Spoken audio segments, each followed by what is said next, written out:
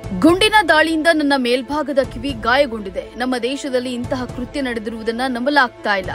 ಘಟನೆ ಬಳಿಕ America secret service ಹಾಗೂ ಕಾನೂನು ವ್ಯವಸ್ಥೆ ಕೈಗೊಂಡ ತ್ವರಿತ ಕ್ರಮಕ್ಕೆ ಧನ್ಯವಾದಗಳನ್ನು ಹೇಳಲು ಬಯಸುತ್ತೇನೆ ಎಂದು ಅಮೆರಿಕ ಮಾಜಿ ಅಧ್ಯಕ್ಷ ಡೊನಾಲ್ಡ್ ಟ್ರಂಪ್ ಹೇಳಿದ್ದಾರೆ. ಘಟನೆ ಬಳಿಕ ಸಾಮಾಜಿಕ ಜಾಲತಾಣ ಎಕ್ಸ್ನಲ್ಲಿ ಪೋಸ್ಟ್ ಮಾಡಿರುವ ಅವರು, ಗುಂಡಿನ ದಾಳಿಯಿಂದ ನನ್ನ ಮೇಲ್ಭಾಗದ ಕಿವಿ ಗಾಯಗೊಂಡಿದೆ. ಘಟನೆ ವೇಳೆ ಕೇಳಿಬಂದ ಗುಂಡಿನ ಸದ್ದು ಏನೋ ನಡೆಯುತ್ತಿದೆ ಎಂಬ ಸಂದೇಶವನ್ನ ನೀಡಿತು.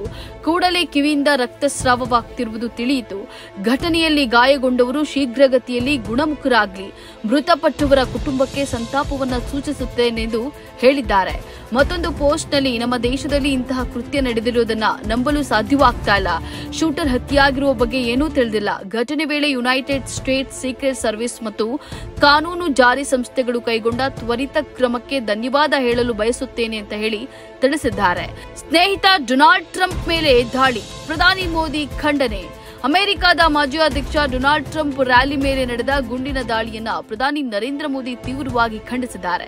ತನ್ನ ಸ್ನೇಹಿತನ ಮೇಲೆ ನಡೆದಿರುವ ಹಲ್ಲೆಯಿಂದ ಬೇಸರಗೊಂಡಿದ್ದು ಇದನ್ನ ತೀವ್ರವಾಗಿ ಖಂಡಿಸುವುದಾಗಿ ತಿಳಿಸಿದ್ದಾರೆ. ರಾಜಕೀಯ ಮತ್ತು ಪ್ರಜಾಪ್ರಭುತ್ವದಲ್ಲಿ ಹಿಂಸೆಗೆ ಅವಕಾಶವಿಲ್ಲ.